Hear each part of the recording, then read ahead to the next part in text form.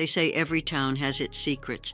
Some are small, almost harmless, but others, they're baked into the very walls, the very streets you walk every day. For us, it all started with a bakery. It sat on the corner of Hollow Street, an old brick building with a peeling sign, Marlowe's Pies and Pastries. It was the kind of place you barely noticed. The glass was always foggy, the windows smudged with flour. People passed it by without a second glance, at least until the disappearances began. The first missing person was just a drifter. Nobody cared much. The second was a student, late walking home. By the third, the city started whispering.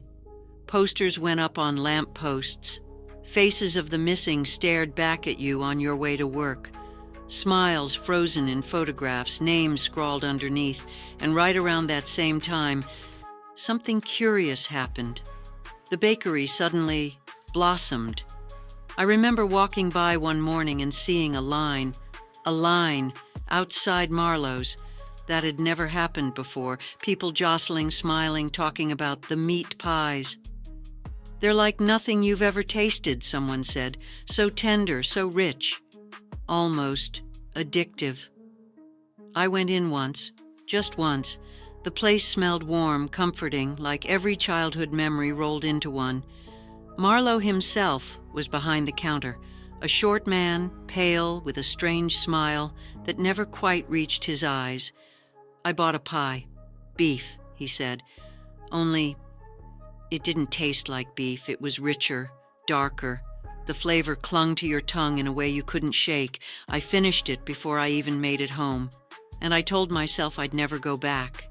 But the next morning, I woke up craving it. My hands shook with hunger. My stomach growled at the thought, and by noon, I was in line again.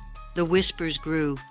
People started connecting dots, more missing, more posters, and the bakery, more popular than ever. Some joked about it at first. "Guess we found where they all went, eh?" Nervous laughter, brushed off.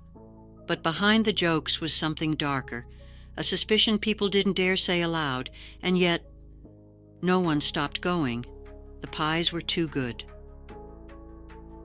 One night, I couldn't sleep. My stomach churned. My skin felt hot, prickling. I needed another pie. Needed it like a drug. So I went, past midnight. Hollow Street was empty, the bakery dark, but the back door was cracked open, and the smell, oh God, the smell. Not fresh bread, not sugar or butter, but iron, metallic, like raw meat, like blood. I pushed inside. The kitchen was dim.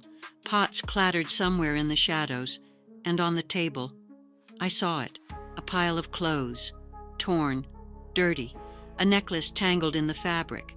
I recognized the face from the posters, and beside it, meat already Marlowe cut, appeared already behind me. prepped. His white apron was stained, his smile wider than ever. "You shouldn't be here," he whispered. But his voice wasn't angry.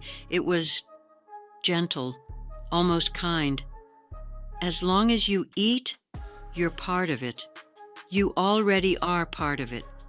And that's when I realized he wasn't hiding it.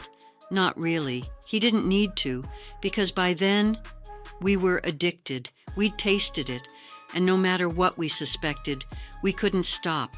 I ran that night.